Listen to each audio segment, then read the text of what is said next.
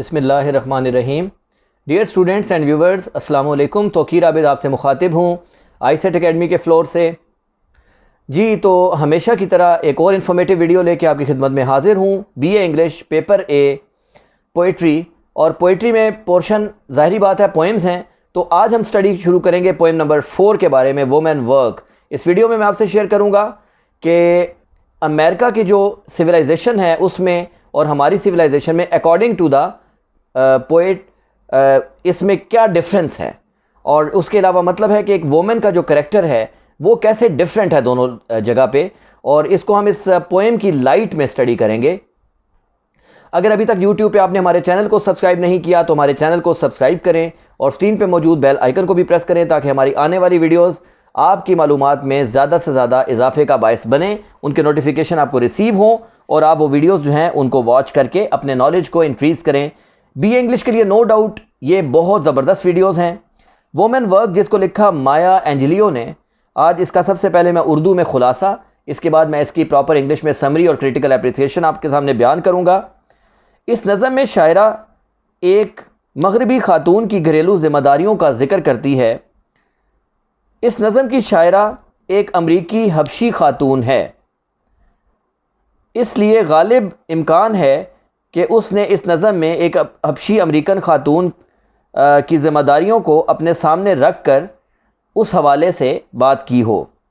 ایک امریکی خاتون کی زندگی یکسانیت اور بوریت کا شکار ہوتی ہے۔ گھر چلانے کے لیے اسے خوب محنت کرنا پڑتی ہے۔ وہ صبح سویرے اٹھ کر بچوں کی دیکھ بھال میں مصروف ہو جاتی ہے۔ وہ بچوں کو نہلاتی ہے، ان کے کپڑوں کو استری کر کے انہیں اچھے کپڑے پہناتی ہے۔ وہ پرانے کپڑوں کی مرمت کرتی ہے، علاوہ ازیں گھر کی صفائی کرتی ہے۔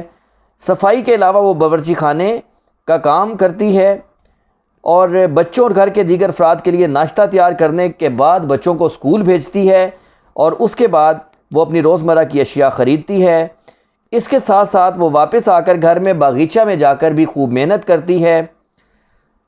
وہ نئے نئے پودے اگاتی ہے۔ اتنی سخت محنت کے بعد اس کا دل چاہتا ہے کہ وہ تھوڑی دیر کے لیے آرام بھی کرے تاکہ وہ اپنی گھریلو ذمہ داریوں کے لیے تفریح اور اپنی گھریلو ذمہ داریوں سے اس کو تھوڑا سا تفریح مل جائے، اور اس کی خواہش ہوتی ہے کہ وہ اپنا وقت فطرت کے حسین مناظر میں بسر کرے۔ وہ اپنا فارغ وقت بارش، طوفان، چاند کی روشنی، سورج کی چمک میں گزارنا چاہتی ہے۔ اس کی خواہش ہے کہ وہ فطری مناظر میں کھو جائے اور مزید محنت کرنے کے لیے تازہ دم ہو جائے۔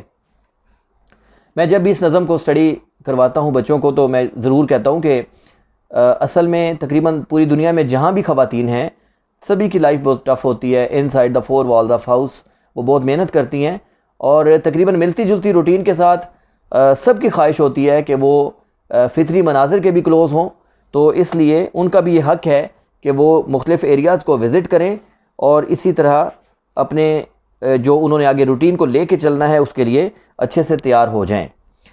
سب سے پہلے ہم اس کی سمری کی سٹڈی کرنا شروع کرتے ہیں، اور request to you that please hold your pen and pencil and copy and write down the notes as well as the difficult words of the vocabulary.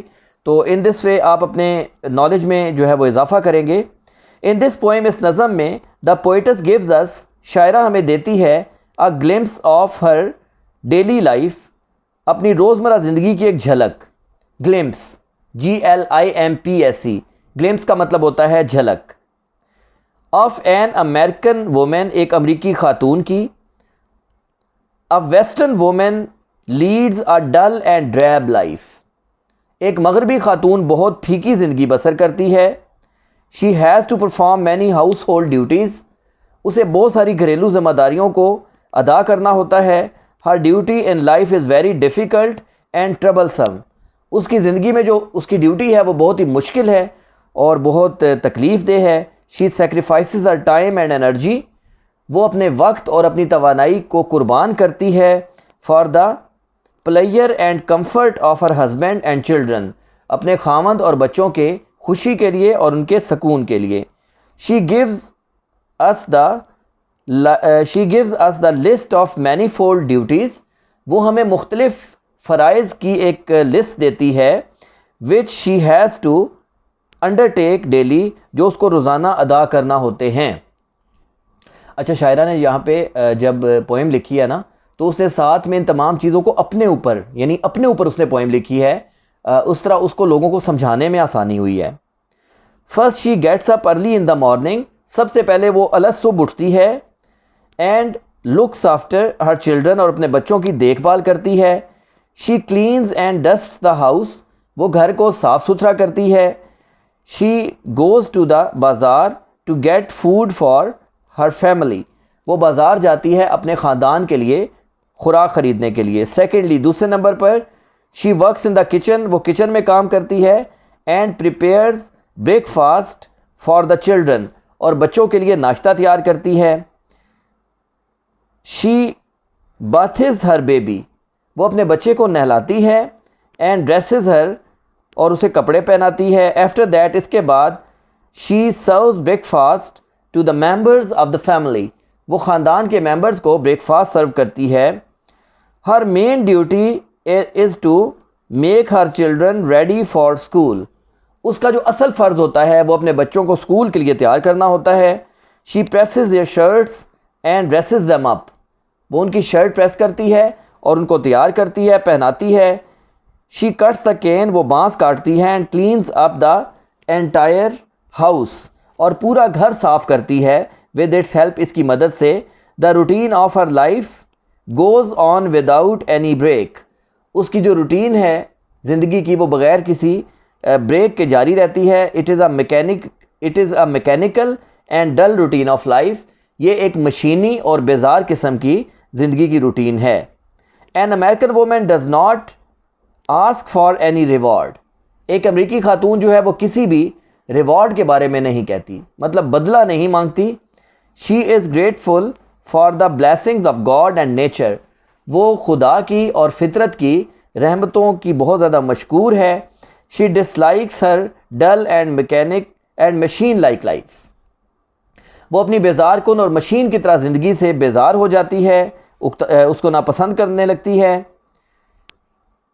She yearns to live in the company of nature, yearns، yearns، yearns، yearns کا مطلب ہوتا ہے خواہش کرنا، desires۔ She yearns to live, وہ خواہش کرتی ہے رہنے کی، in the company of nature, فطرت کی صحبت میں۔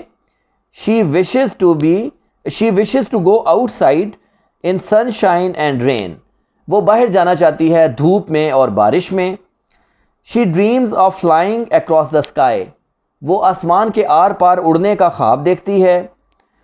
شی وشز، وہ خواہش کرتی ہے، that dew drops should touch her burning forehead, کہ شبنم کے قطرے جو ہیں وہ انہیں چاہیے کہ وہ اس کی جلتی ہوئی پیشانی کو ٹچ کریں، اینڈ میک اٹ کول، اور اسے ٹھنڈا کر دیں۔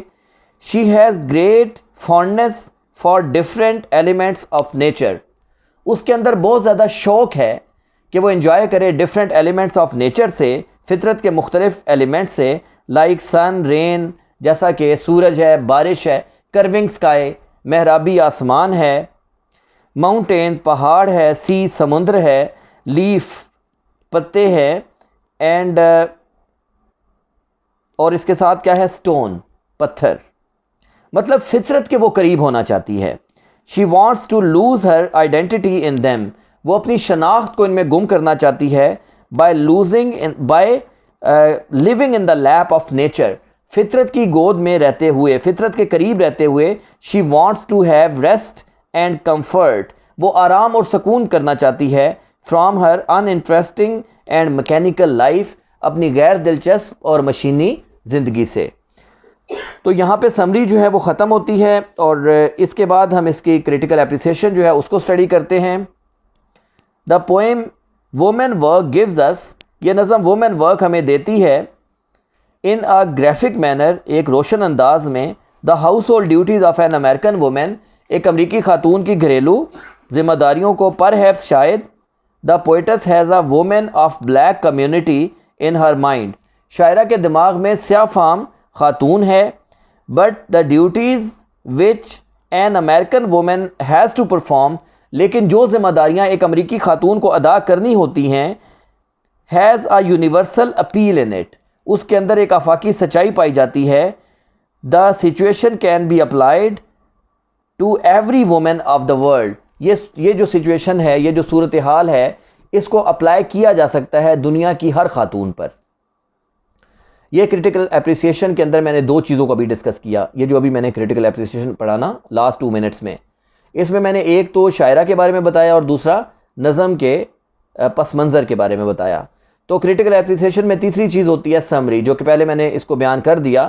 تو اگر آپ کے پیپر میں کرٹیکل اپریسیشن آئے تو آپ یہ پیراگراف لکھنے کے بعد سمری تحریر کریں. امید ہے آپ کو ان ویڈیوز کی سمجھ آ رہی ہے. اگر آپ کو اس کے علاوہ کسی بھی چیز میں کوئی کنسلٹیشن وغیرہ چاہیے دین آپ کومنٹ سیکشن میں رائٹ کریں. اس کے علاوہ آپ کو یوٹیوب چینل میں بہت زیادہ مفید ویڈیوز ملیں گی, اور کومنٹ سیکشن میں ان کے بارے میں بھی رائے دیں. ایز سون ایز پاسبل میں آپ کو اس کا رپلائی کروں گا. ویڈیو کو لائک کریں اور زیادہ سے زیادہ اپنے دوستوں کے ساتھ شیئر کریں. ویڈیو کو اینڈ تک واچ کرنے کا بہت بہت شکریہ جی.